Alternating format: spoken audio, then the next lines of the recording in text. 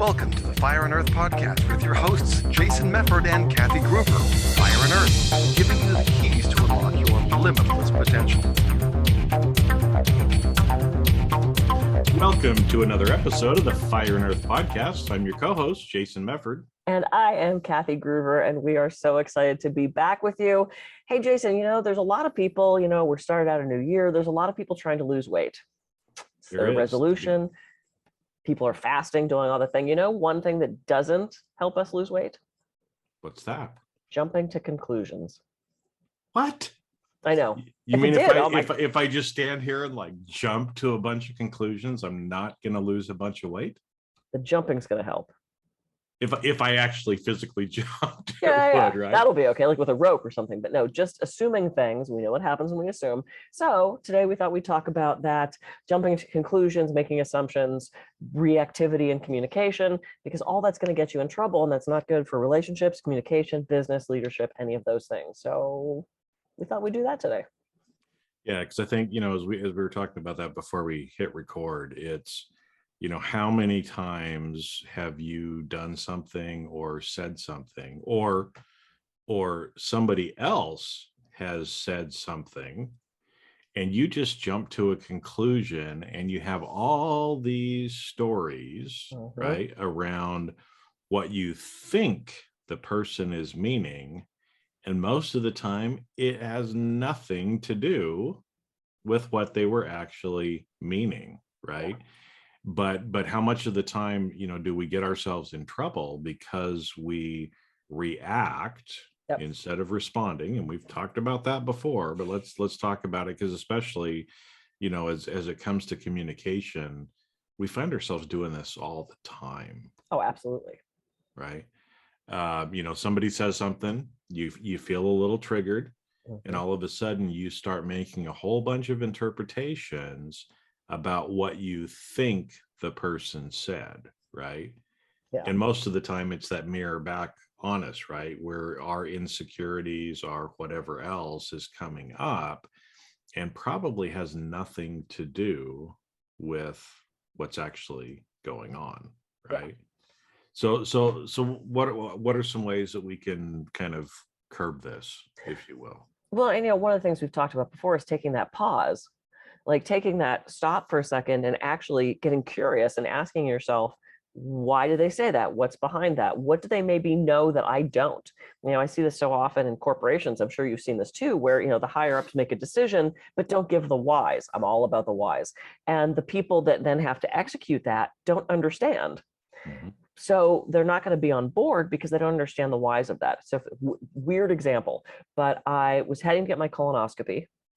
And one of the things it said was, no, because as you do. We're to that age, right? So anyway. And one of the things it said was, don't have alcohol. And not that I need alcohol, but I was like, I wonder why. And I got really curious about that. And when the nurse called and said, do you have any questions? And I said, hey, so I have a weird question.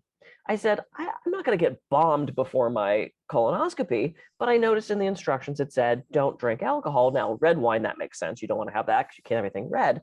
I said, but why would you want people to not drink alcohol? She said, that's a really great question. She said, the stuff that we give you to drink that makes you is very dehydrating. People tend to not drink enough water with that. She said, and then they drink alcohol, which is dehydrating. Then they come in for the treatment and they're a little loopy and it's not as comfortable and And I went, oh my God, that makes perfect sense. I didn't have alcohol. I didn't want it anyway, but I wanted to know why. So rather than somebody going, oh, it's stupid and drinking anyway, and then getting themselves in trouble, I got curious and said, well, I wonder why that's the case. They must have a reason for it, or they wouldn't have put it in the instructions. And I think we need to ask more questions. I think we need to get curious rather than getting reactive. And if we can do that, then we're going to be ahead of the game. Well, and that's good where, one of the things that I teach people a lot too is to ask questions, right? To be curious. And there's nothing wrong with being curious, right? In fact, we should be curious because at that point we're not jumping to some of these conclusions. We're not, placing judgment on something. And so, one thing like that, if somebody says something and you're like, what the fuck, sort of thing, right? Before you jump to what the fuck, what if you said, I'm curious what you mean by that. Yeah. Or I'm curious why you would say that, right? That's a simple clarifying question. It does a couple things. It forces you into that pause, right? Mhm. Because by the time you ask that question, you're already pausing. So you're getting past that 7-second, reactive time, subconscious to conscious, but also you're allowing people to kind of explain what it is that they're saying so that you can get more context as to what they actually meant by that, right? Well, and that's a great point, because I have coaching clients that they'll go off about how they can't stand that their mother does da da da da. Well, I'm not coaching their mother, and they're welcome to spend their time complaining for 10 or 15 minutes about what their mother does that doesn't actually affect them. Mm-hmm. I mean, things like, she wants to put money in the stock market. That's just stupid. And I don't know why she does that. And then she tells me about it, and I don't care. They'll do something like that. It's not an actual example, of course. And I said, why does that bother you so much? And it stops them in their tracks, and they go, well, I don't know. I said, well, let's think about that. Like, this is clearly triggering you in some way. So the fact that your mom is doing stuff in the stock market, why does that bother you so much? And they've never considered that. They've never thought about, why am I constantly complaining about this thing? They haven't considered the reasons for that. And maybe it's they're jealous that she has the money. Maybe they lost money in the stock market. I mean, there's so many different reasons. And I think that kind of brings me to my next tip with this is explore other options. What else might be happening in this situation that maybe you're not privy to? I had a client come flying into my office years ago. She was clearly in a bad mood. I said, what's going on? She said, I waved to my friend at the gym and she didn't wave back. And I was like, is it 1986? Like, are we kids? Like, did we go back in time to high High school? school never ends, right? He said, hi. I was like, whoa. And I said, okay, well, what happened? She goes, well, I was pulling out of the parking lot and she came out of the gym and I waved and she looked at me but didn't wave back. She obviously doesn't like me. I mean, like, that was the conclusion she jumped to. And I said, okay, well, what maybe could have been the other explanation? She doesn't like me. And that's all she could come up with. She couldn't get out of that loop to consider something else. And I said, okay, maybe she didn't see you. She wasn't wearing her glasses. Maybe she just had a really bad workout. She hurt herself and she doesn't feel good. Maybe she had a really great workout, was distracted. Maybe she had her earbuds in and she was on her phone. Maybe it wasn't her. Maybe you mistook who that was. So there's all these other reasons that she might not have waved to you. Does she not like you? I don't know. Unless you ask her, you're not going to know either. You can put that in your head, or you can explore these other options. And this is why I love debating, not yelling and screaming and arguing, but debating with people that have different views than me, because I want my brain to be opened up to different possibilities and different viewpoints. And that takes patience and non-reactivity and open-mindedness and curiosity. And these are traits that we want to have. These are traits that are going to serve us in our lives and businesses and relationships. So, but it was just interesting. She could not come up with any other reason of why this woman wouldn't have waved back. And it was baffling to me that she couldn't remove herself from that hurt. Clearly that hurt of maybe not being accepted or not being liked. And she got stuck in that, like 10th grade loop of she waved at me. Well, and I think it's funny because actually, it goes in line with one of the things I teach people, which I call it the 7 stories, which is, putting a number on it, come up with 7 other alternative stories or 7 other nice. Right ways of thinking about it. Because and why the number 7? It's a good number. Right? Alliteration. Well, it's more just because exactly what you were talking about with your client. Usually we can come up with 2 or 3 pretty easily, but chances are those 2 or 3 that we kind of knee-jerk react to are stories that don't serve us. They're just reinforcing how we want to feel, right? So your client, for whatever reason, wanted to feel hurt. I don't know why, right? But again, I mean, that gets into some deeper stuff. And so the only things that she could come up with, the couple that she could come up with, were things that, reinforced how she was choosing to feel.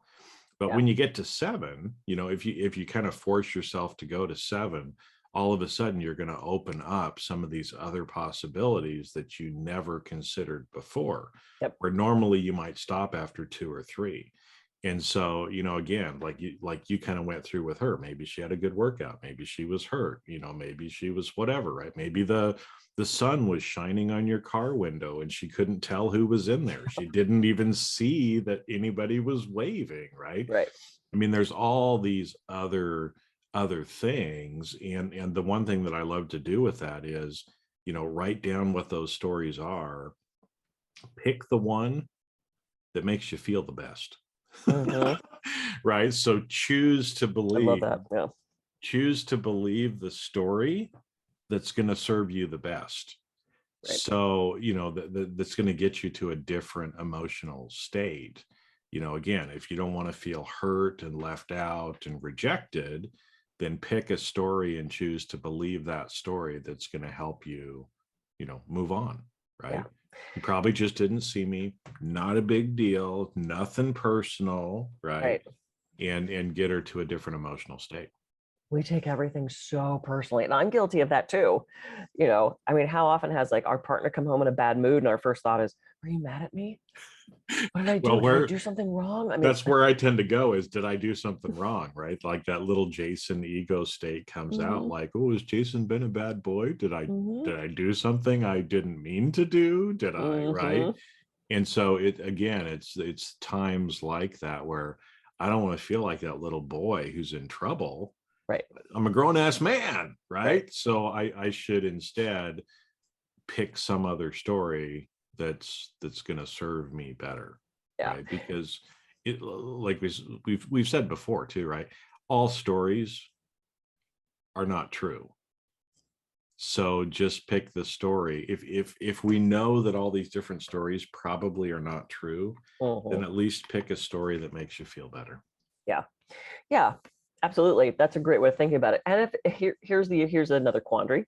What if it's something that really doesn't have anything to do with you? So I'm running for a board of an organization, and so I'm getting to see how the sausage is made. And it's not pretty, as it never is, right? And Teddy Roosevelt, you never want to see how sausage or politics are made. Yeah, it's political, and it's surprising to me the reactivity of some of the folks in this organization, not in the board itself, but sort of like just in the membership at large, where they'll read one little thing and they'll plant that and it'll sprout into and the next thing you know, the people in charge are having to waste all this time putting out these fires because people read one thing, and rather than waiting for more information, asking for more information, getting curious, saying, oh, this thing was approved, great, let's wait and see what happens with that. They get so reactive. And then what they do is they spit it up all over social media, which causes all this conflict, all these hurt feelings. I heard the and it's like, oh my God. And I don't know how to encourage everybody to take a pause, take a step back, breathe for a second, and not be so reactive to this stuff. And I'm really hoping to be on the board, and I'm hoping to make a difference. And one of the things that I have an ask for the membership is calm down. Please calm down and listen to this episode. Yeah, don't, as my mother would say, don't go off half cocked. Because we do that, we get one little piece of 30 pieces of information and we think that's the truth and that we can run with that. And and then there's this hive mind of, and then it grows this horrible game of telephone where suddenly, everything's on fire when all we did was buy a pack of matches. And it's fascinating for me to watch how quickly that grows and spreads, that misinformation or disinformation or whatever we want to call it. Well, because like you said, it starts to compound on itself, right? And again, as humans, we like to think of it, everything as linear, but everything is not linear. Everything is causal loop, network architecture kind of stuff. And we won't get into all the details on that in this episode because we can spend a whole episode on that. But each of those particular events can either accelerate or decelerate, right? What happens. And so again, maybe here's another tip for people is in that kind of a situation, don't pass it on, right? Is that if you feel triggered in that, if you pass that on, right, to somebody else, if you post on social media about it, if you get pissy and grumpy about it and start bitching and moaning to your friends about it, then all of a sudden what it does is that energy then flows into them as well. And what you're doing is you're accelerating that. Yeah. And we see this so much, in emotional states that we're in, right? You're feeling all happy and everything is great. And then your friend comes along and bitches and moans at you. And all of a sudden, they tend to pull you down into that depression or sadness that they're in, Yeah. instead of you staying up at that other, higher emotional state where you were, right? So one thing is, don't pass it on, because it's going to end up making it worse for everybody else. And just, have the courage to just, it stops here. Right. Right. And that's so interesting, because as you're saying that, I'm thinking, why? What is the appeal of passing that on? Well, I think it's ego. Oh, I heard this thing first. Let me tell everybody. There's something to be said for being the first to spew that information out. And I think people like to stir the pot. Mhm. I think the rebel comes out, or they're, excuse me, some ego state is like they feel rewarded for, I'm going to tell everybody what's happening. And I heard this thing and I want to let everyone know. And, I think there's a reward base to that, at least in their own thing, or maybe in the group. Oh, did you hear what Julie said everybody was doing? And, she told us that, so she's she's the one that is in the know. And, I read it first. I want to tell everybody. I think there's a reward for that somehow. I mean, that's the only thing that would make sense, or else you'd read that and go, oh, interesting. Let's see what happens with that. Well, there is, and that's where, because as you're talking, right, that there are different people who do like to stir the pot, right? I prefer to watch my drama on TV and leave it out of my life, right? That's just my take on it, right? So I don't want the drama. I don't need it. I try to stop it or ignore it and go, oh, that's interesting, right? Mm-hmm. But there are people who like to stir the pot, who like to try to get other people in trouble. Right. Yeah. I mean, as you were talking, it reminded me of one of my kids who always loved to tattletale on the other kids. Right. There was just something about in her personality that she liked to watch other people get in trouble. Right. Which is kind of sick in some ways. But anyway, it's, there's people That'll that be are our just, next episode. yeah, there's some people that are just that way. Right. Mm-hmm. And even if there's, nothing malicious about it, sometimes these things are just done subconsciously. We don't even realize we're doing it. Sure. But that's why too, there's that whole saying, misery loves company. Yeah. As well, right? That so much of the time when we're hurting, when we're feeling whatever, we want the other people around us to feel that too. But we shouldn't pass it on. Right. It's one of those things that takes courage for us to stop and not pass it on to other people. Well, and what I was thinking about as you said that is, okay, so let's say you read something, in the minutes of the board meeting and you go, oh my God, I feel threatened by this. You want to mount an army to support your position, right? So I can see why somebody would read that and go, oh, I don't like that. And then they share it with everybody in hopes of getting enough people on board that then that gets fought.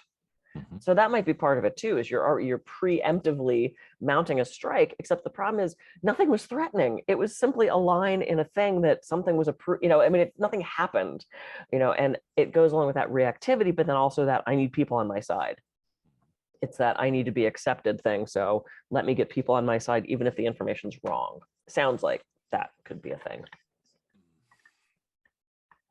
Yeah, I think it definitely is for some people. Right. Yeah. But again, it's for everybody listening, right? You get to decide, you get to choose what you're going to do. Yep. Are you going to be that person that, goes into something uninformed because you reacted, you jumped to some conclusion and potentially find out later you were totally wrong? Or would you rather get some clarity, respond up front, later on? Because again, maybe there is something to it. You find out a little bit more information and you're like, oh my gosh, yep, something is not right here. Yeah. Then you want to mount the troops, and get everybody ready to try to make a change. But so much of the time, it usually doesn't even matter. Exactly. So let me throw a scenario by you since we're having this conversation. So what if you want more information? You want to be curious. You read this one thing and go, holy shit, what are they doing with that? And no one will give you information.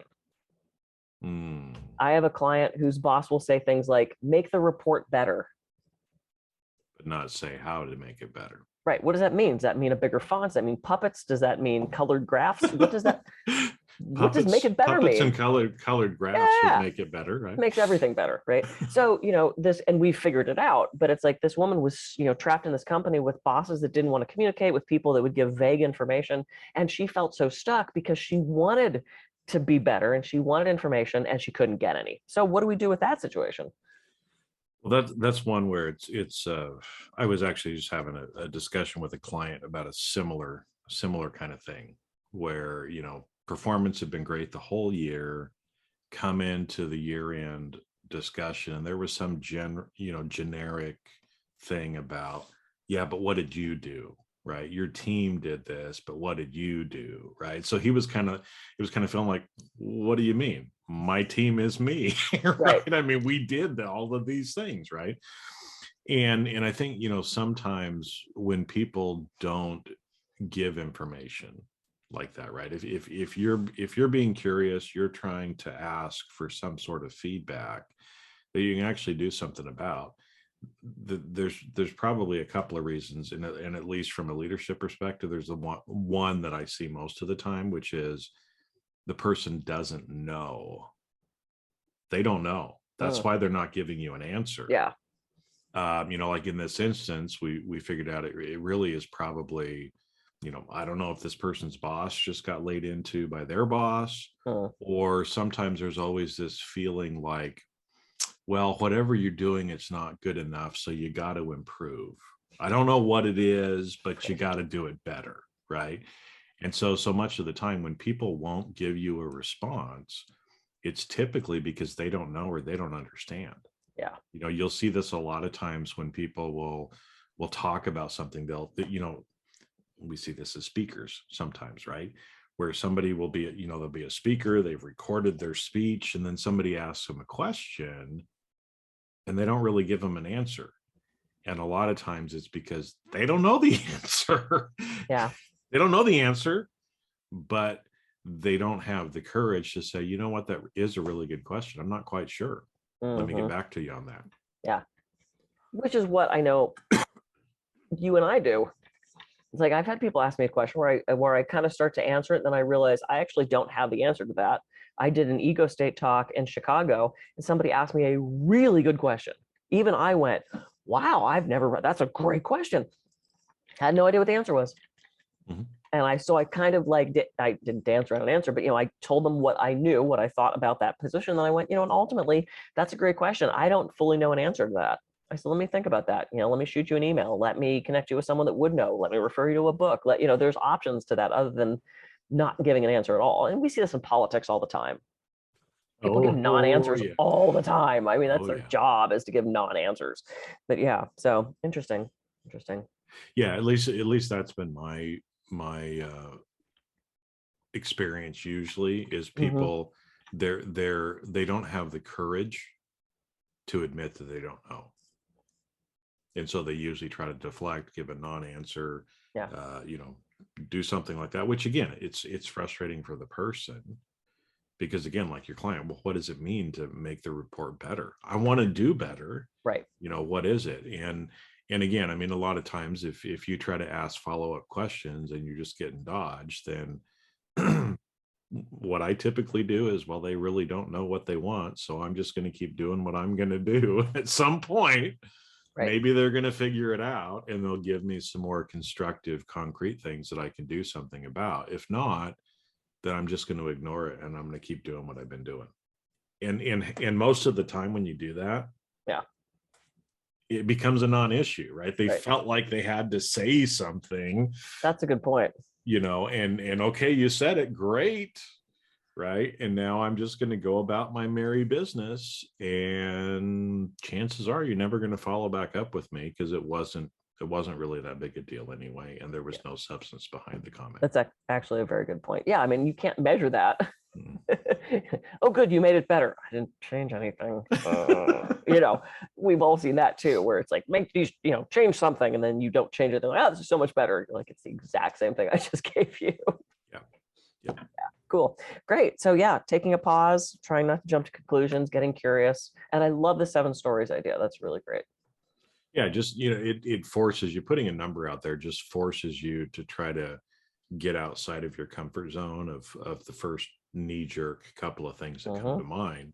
Because when you get to that fourth, fifth, sixth, seventh one, it's usually a completely different view of the world than you went into it as you were triggered. I love that. Anything we can do to expand our minds, because once you stretch it out, you can't go back. Can't go back to little. So That's nice. great. We're like, yeah, the I balloon. know. I love it. I love it. All right. Cool. Balloons, puppets, colored charts, jump rope, all make things better. Yeah. Obvious. And wine. And wine. Colonoscopies. And colonoscopies too. You do lose weight. Getting